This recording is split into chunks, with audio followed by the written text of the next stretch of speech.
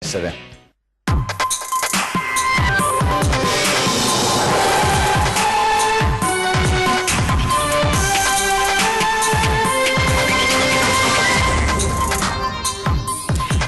Di San Martino, buon albergo, freddato con 5 colpi di pistola a Trissino. Il killer, 61 anni, scappa e viene ritrovato senza vita qualche ora dopo, a pochi chilometri di distanza.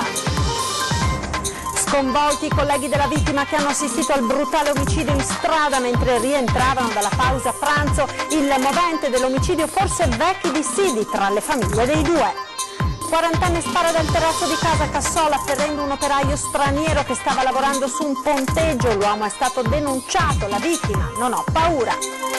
Famiglia cristiana è solo una delle voci all'interno della Chiesa e non rappresenta tutti i cattolici, così il vescovo di Chioggia, Monsignor Adriano Tessarollo, difende il ministro dell'Interno Salvini, attaccato dal Settimanale. Ancora 4 casi di virus West Nile, questa volta nel Padovano, dopo i 5 del Polesine e i 2 del Veneziano e paura in Veneto, i comuni procederanno con la disinfestazione. Prime code per l'esodo estivo sotto il Solleone, in arrivo una fase di alta pressione che porterà H record con le temperature che si alzeranno fino a 38 gradi in pianura. Veneti con il naso all'insù, questa notte la luna diventerà rossa per poi sparire completamente nel cielo. Gli esperti assicurano sarà l'eclissi più lunga del secolo, postazioni di osservazione in tutta la regione. Buonasera, ben ritrovati con l'edizione del Veneto dei nostri telegiornali. In primo piano la cronaca, l'avete sentito dai titoli: esecuzione in stile mafioso a Trissino, la vittima aveva 39 anni, è stata freddata a colpi di pistola sul marciapiede mentre rientrava al lavoro dopo la pausa pranzo. Ma sentiamo tutti i dettagli dal servizio che ci arriva dalla nostra redazione di Vicenza. Era in pausa pranzo il 39enne Enrico Fagion, stava facendo rientro al lavoro alla MB Conveyance di Brogliano quando una Mercedes ha interrotto la corsa della sua Kia. A quel punto l'operaio è stato invitato, forse è sceso spontaneamente dall'auto ed è stato freddato. 4 se non 5 colpi di pistola sparati puntando alla testa da una distanza di pochi passi. Non prima delle minacce alla vittima e forse un testimone, tutto sotto gli occhi dei passanti, ciascuno impegnato nella propria routine. L'indagine nelle mani dei carabinieri coordinati dalla Procura della Repubblica. Sul posto è arrivato anche il pubblico ministero. Fagion si sarebbe dovuto sposare l'8 agosto con la sua fidanzata. I colleghi che chiedono di non essere ripresi perché scossi, ma soprattutto intimoriti dall'azione del killer ancora in circolazione, parlano di un ragazzo per bene. E allora perché Fagion è stato ucciso con un agguato che ricorda i metodi usati dalla mafia? Fagion abitava a Trissino e coltivava molte amicizie. Il nostro paese assolutamente non è abituato a questo, sono proprio scene da film che sicuramente non speravo accadessero nel mio comune. Poche ore dopo la sparatoria i carabinieri hanno però trovato Giancarlo Rigon, 61 anni, in macchina in una pozza di sangue. L'uomo si sarebbe sparato. I carabinieri non escludono che possa essere stato proprio lui a fare fuoco contro Fagion. Le due famiglie in passato avevano avuto qualche screzio per questioni economiche. E sotto shock naturalmente i colleghi della vittima, ma anche i numerosi passanti che hanno assistito all'omicidio. Sentiamo le interviste nel prossimo servizio.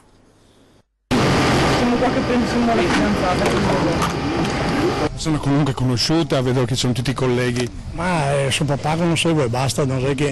Lui no. Non so dirgli proprio niente perché è successo a Luna, mi hanno detto, sono arrivato qua e 2 passate. Trissimo non era mai successo qualcosa? Non è successo. Ho preso... Una cosa mica proprio bella. Paura? Ma no, insomma... Un metodo che comunque fa niente. Esatto. Un metodo che non va bene, un sistema qua, non so per cosa, per come, il motivo. No, mi va di dire solo che vedo che la ci sono. No, grazie. Buongiorno, conoscevate voi la persona? Posso chiedervi? Un tipo 2 hanno sparato però. Che colpi allora? Sì, da 4-5 colpi hanno sentito. Quindi... Sulla vittima lei la conosceva? Ma di vista frequentavo il bar e vedevo entrare al cinema. Nulla da dire, insomma no. Una cosa che senti lontano, ma qua mai è successo, quindi non so, speriamo che sia un caso isolato e che non succeda più. Cioè, da pensare ad avere preoccupazioni, paura, secondo lei dopo un segnale che va visto anche a cui dare attenzione? No, non credo, penso sia una cosa un po' privata fra due persone, e quindi penso che tutto si fermi lì. Ecco. E proseguiamo con la cronaca, restiamo nel Vicentino perché è tornato a casa l'operaio che ieri a Cassola è stato ferito da un uomo che ha sparato con un fucile dal terrazzo di casa. Abbiamo intervistato questo operaio straniero appunto ferito telefonicamente, sentite cosa ci ha raccontato. Stavo lavorando in piazza Cassola.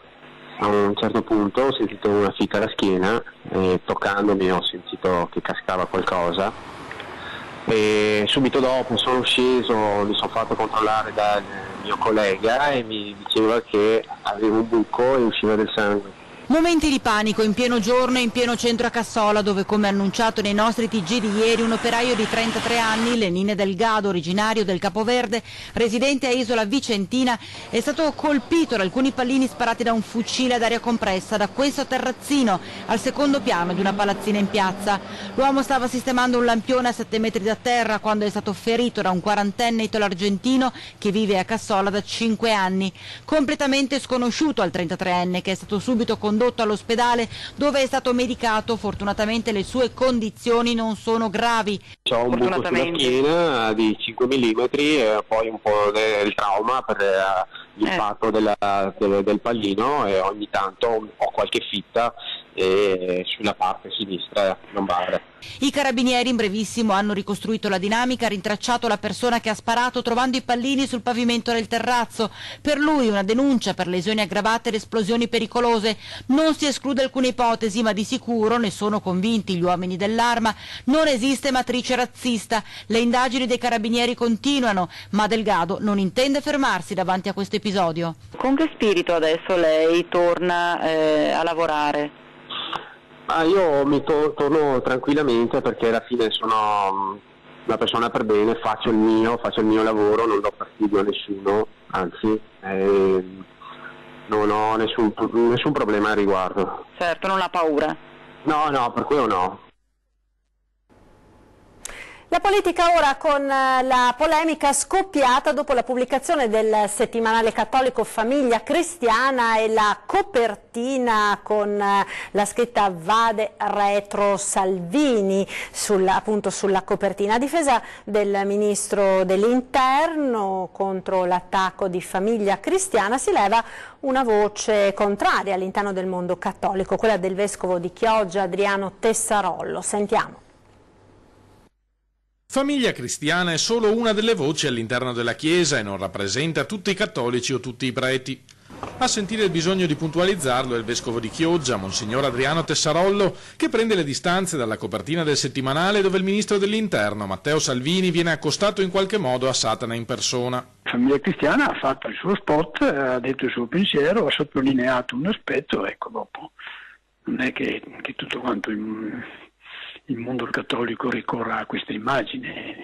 Io sarei più complesso e direi sì, quello che sta proponendo anche ha una forte radice di verità e tocca un reale problema che la gente sente. Alcuni toni utilizzati da Salvini sono forse eccessivi, ma il problema contro cui punta il dito è reale, sostiene il vescovo. Fatto salvo il rispetto della vita umana che deve venire prima di tutto, non si può continuare a negare che la gestione dell'immigrazione come è fatta finora abbia creato diversi problemi. Il giro dei soldi che vengono dati per loro non è che sono tutti direttamente a loro, sono dati a chi li accoglie in queste concentrazioni.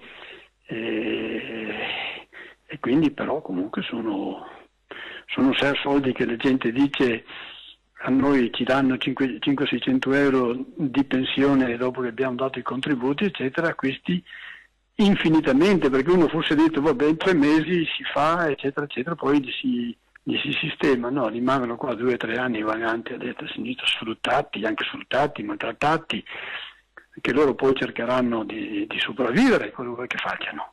Non si può continuare a dire che il problema non esiste, conclude Monsignor Tessarollo, è una posizione che la gente non comprende, il successo di Salvini è dovuto anche a questo. Non è questione della razza, è questione che quando la coperta, per la gran parte della gente, c'è tanta gente per cui la coperta è corta e quindi dice ma se stiamo male anche noi come loro abbiamo bisogno anche noi di essere aiutati, eccetera. Con gli ultimi 4 casi nel Padovano è salito a 11 il numero di persone che sono ricoverate all'ospedale in Veneto perché contagiate dal virus West Nile. Avviato il monitoraggio della regione. Intanto il sindaco di Mira, dove si è registrato appunto uno dei casi, rassicura la popolazione. Sentiamo.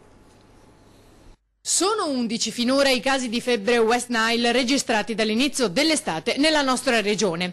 Un dato definito non allarmante dalle autorità sanitarie regionali che dal 2007 hanno attivato specifici controlli nelle aziende sanitarie e ospedaliere. Dopo il caso scoppiato anche a Mira, il sindaco rassicura. Nessuno deve mettersi in testa strane idee, non è un virus che si passa tra persone, ma viene portato in alcuni rarissimi casi dalle zanzare. E ci stiamo attrezzati. La malattia provocata dal virus veicolato da alcune zanzare nell'80% dei casi non presenta sintomi, nel 20% causa febbre simile a una leggera influenza e nello 0,1% può evolvere in forma più grave. Ci sono tantissime zanzare un po' dappertutto, un po' zone un po' limitrofi da qua, una carneficina, neanche da uscire da casa. La Regione dedica stanziamenti specifici, in totale finora pari a 1,5 milioni di euro. Da parte loro, dichiara l'assessore regionale alla sanità Coletto, i cittadini possono svolgere un ruolo importante per evitare la proliferazione delle zanzare attraverso l'adozione di semplici comportamenti. Appello rinnovato anche da Dori. La prevenzione in questi casi è fondamentale perché il Comune fa quello che deve fare, ma anche i cittadini possono dare una mano con delle buone e semplici pratiche. Anche quest'oggi, ad esempio, sul sito del Comune sono state messe delle informazioni, poche semplici regole che però possono aiutare a combattere queste nuove malattie che vengono portate, trasmesse anche dalle zanzare, ma con cui possiamo far fronte, anzi dobbiamo far fronte tutti insieme. Evitare ristagni d'acqua, mettersi anche delle protezioni, utilizzare le zanzariere, quindi precauzione come sempre aiuta a risolvere i problemi all'origine. Qualcuno ha già iniziato. Ci aiutiamo solo con le classiche zanzariere, quindi cerchiamo di tenere chiuso, poi il tempo in questo periodo non ci aiuta, fa tanto caldo, quindi evitiamo di uscire nelle ore calde e quando usciamo fuori utilizziamo delle protezioni. Sui repellenti da poter utilizzare è disponibile una guida nel sito della Regione. Esodo estivo, primo weekend da bollino rosso con i primi rallentamenti e code già oggi sulle principali arterie autostradali della regione, osservate speciali soprattutto la serata di oggi e tutta la giornata di domani, sabato.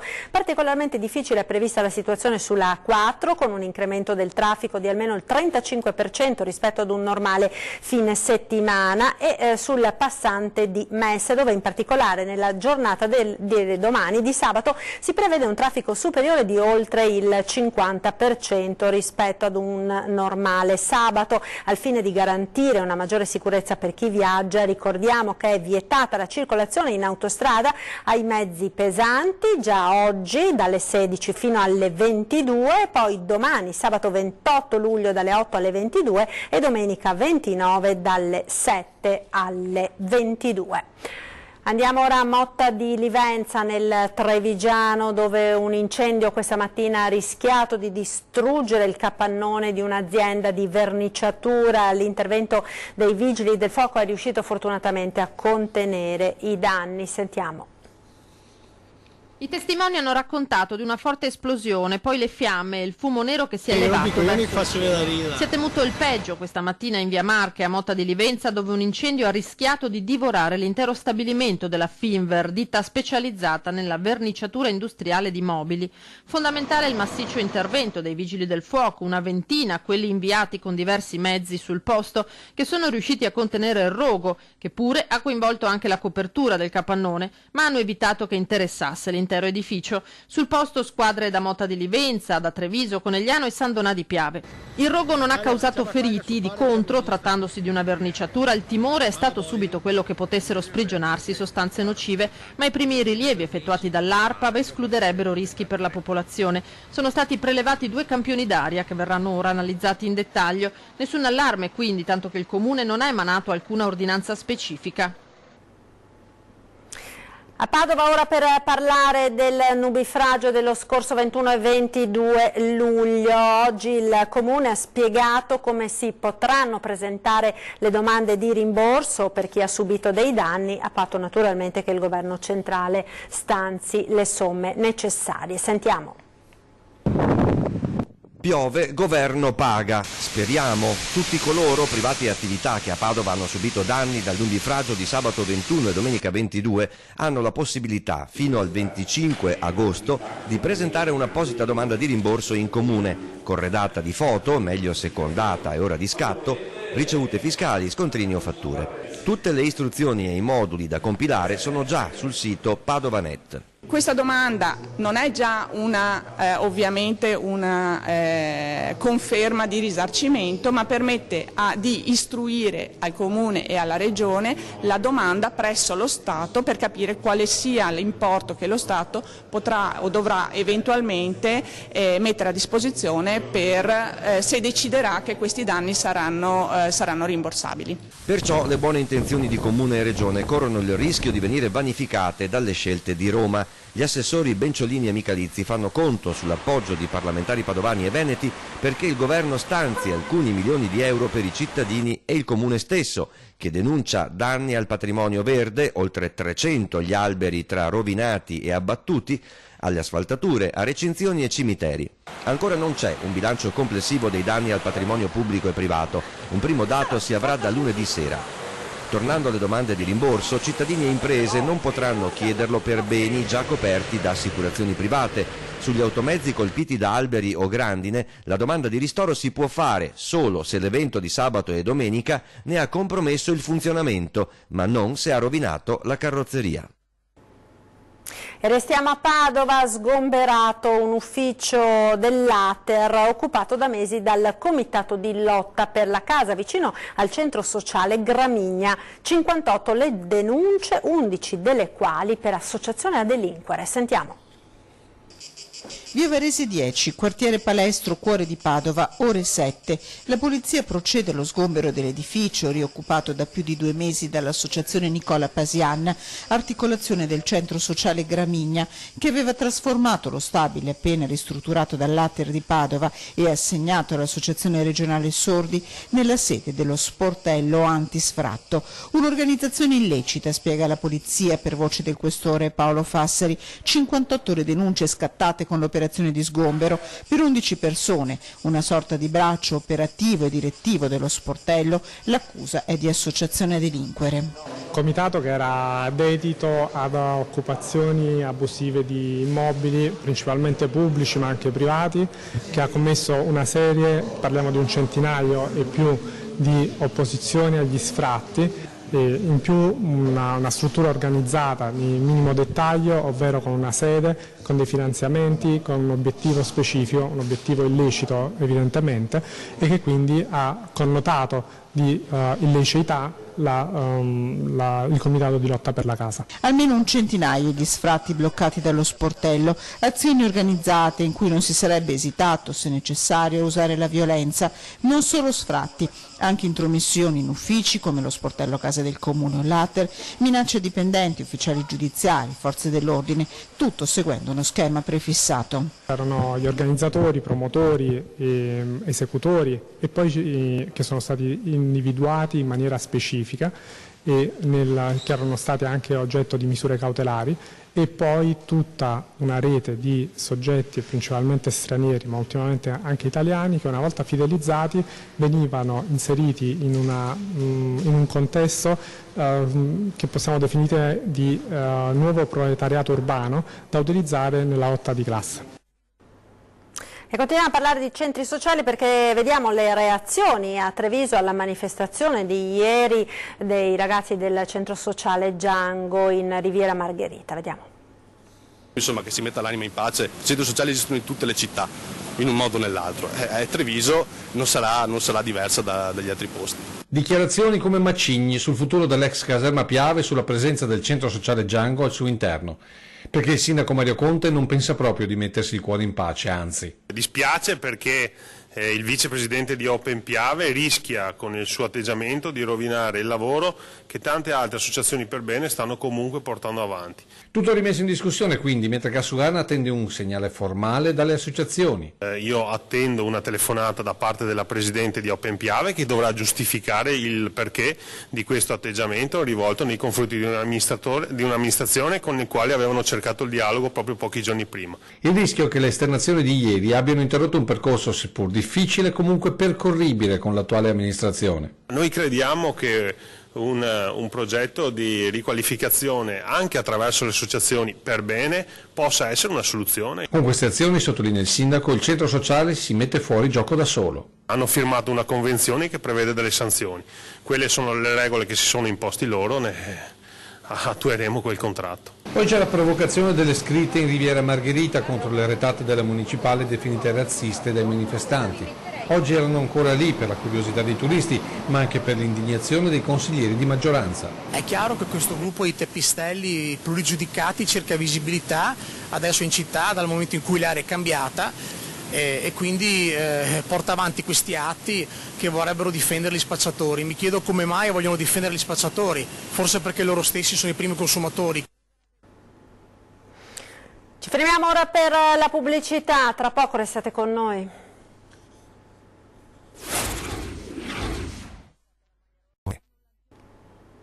Rieccoci in diretta con l'edizione del Veneto dei telegiornali di Antena 3. Parliamo ora di sanità. Nei prossimi 5 anni in Italia mancheranno 11.800 medici per effetto dei pensionamenti e del passaggio al privato, una situazione che si ripercuoterà pesantemente anche in Veneto, dove mediamente ogni anno vanno in pensione 700 camici bianchi rimpiazzati da solo 450 nuovi laureati in medicina. Se domani non vogliamo ritrovarci ospedali fantasma al posto di presidi sanitari degni di questo nome, dobbiamo intervenire oggi. Lo dichiara la deputata della Lega Arianna Lazzarini, segretario della Commissione Affari Sociali della Camera, che ha presentato un'interrogazione ai Ministeri della Salute e dell'Istruzione appunto sulla carenza dei camici bianchi. Tra pensionamenti o passaggio al privato, i primi a rischio di estinzione sono, continua Lazzarini, anestesisti,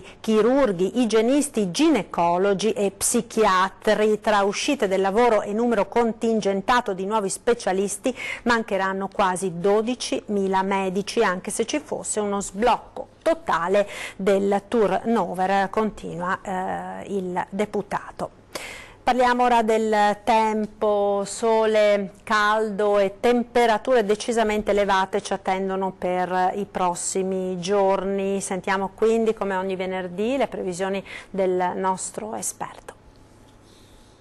Dopo settimane di variabilità, il primo grande esodo per le vacanze sarà all'insegna del sole e del caldo. Sta avanzando ancora una volta per quest'estate l'anticiclone africano, che a quanto pare durerà parecchi giorni. Infatti il fine settimana, questo weekend, sarà ampiamente soleggiato con temperature in graduale aumento con valori massimi fino a 35-36 gradi. E l'inizio d'agosto sarà caratterizzato dal perdurare dell'alta pressione con afa e temperature abbondantemente al di sopra delle medie del periodo. Meno fino al 5-6 agosto il sole sarà prevalente, solamente qualche temporale di calore sui rilievi, ma sarà poca cosa. Soprattutto le temperature invece saliranno gradualmente fino a raggiungere, ad esempio sul Polesine, 37-38 gradi, sui 35-36 gradi sul Padovano, Veronese e Vicentino. Poi l'estate dovrebbe subire una brusca frenata. Ci attendiamo una prima rottura dell'estate proprio già dal 6-7 agosto con primi e altri forti temporali. Grande attesa questa sera per l'eclissi di luna, annunciata come la più lunga del secolo a Padova, protagonista la Torre della Specola, sede dell'Osservatorio Astronomico. La magica notte della luna rossa, 1 ora e 43 minuti di eclisse, la più lunga dell'ultimo secolo, uno spettacolo della natura che Padova, città di osservatori e astronomi, culla con Galileo Galilei dell'astronomia moderna, non può mancare. E allora ecco l'apertura della torre del Museo della Specola, la sede dell'osservatorio astronomico, 4 turni di visita, dalle 20:30 a mezzanotte, per vedere lo straordinario spettacolo del cielo sia a occhio nudo sia attraverso il telescopio. Perché la Luna non sarà il solo oggetto del desiderio di questa lunga notte. Con lei si mostreranno anche i pianeti Venere, Giove, Saturno e dalle 21 Marte, che farà il suo ingresso in scena ben dopo il crepuscolo. Osservazioni sono in programma anche al planetario di Via Cornaro e poi in Prato della Valle, forse uno degli scenari più suggestivi grazie al gruppo astrofili padovani. Non solo la città, la magica Luna sarà osservata a Monselice, 2 Carrare e poi, incantati dal ritorno del chiarore dalle 23:15, escursione notturna sui colli con partenza dall'ex Cava Costa. Ed ora 20:10, che torna naturalmente come sempre dopo i telegiornali. Questa sera si parlerà di droga e giovani, ospite di Ferdinando Avarino, Michele Gazzola del CEIS di Treviso. Ed è tutto per questa edizione, vi ringrazio per essere stati con noi, vi lascio al meteo per domani, arrivederci.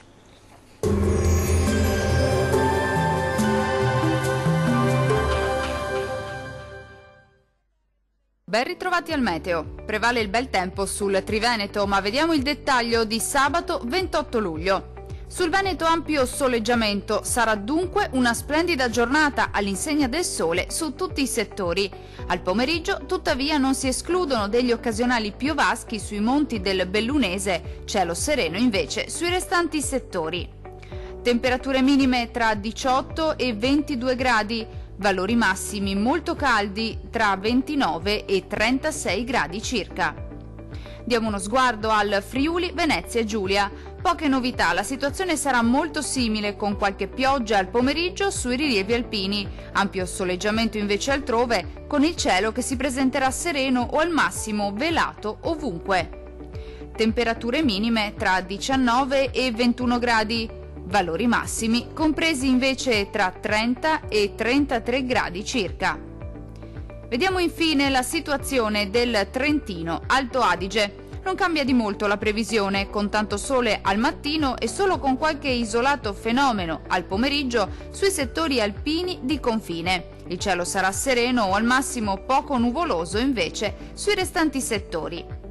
Temperature minime tra 16 e 18 gradi, valori massimi compresi invece tra 32 e 35 gradi. Dal meteo di Antenna 3 per ora è tutto. Arrivederci al prossimo aggiornamento.